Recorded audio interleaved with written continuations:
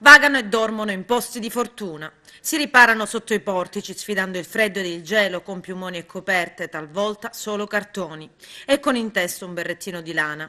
Attorno a loro tanta solitudine, sono quasi invisibili agli occhi della frenetica città. C'è chi piomba nell'indigenza e chi la sceglie.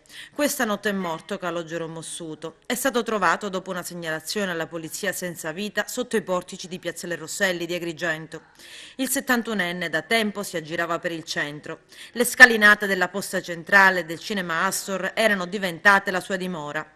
Non stava bene da qualche tempo, negli ultimi 3 giorni il suo stato di salute era nettamente peggiorato. I familiari avevano cercato di riportarlo a casa, ma invano. Originario di Favara, con una vita caratterizzata da gravi problemi che lo portavano a girovagare per le strade e dormire per terra.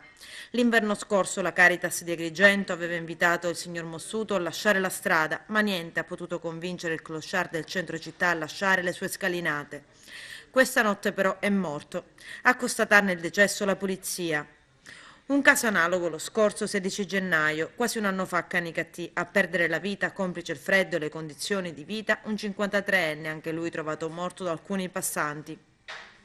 Poi a Palermo, il 17 marzo scorso, il caso del clochard morto bruciato vivo per gelosia da un benzinaio che ha poi confessato il delitto. Pensava che il senzatetto stesse importunando sua moglie.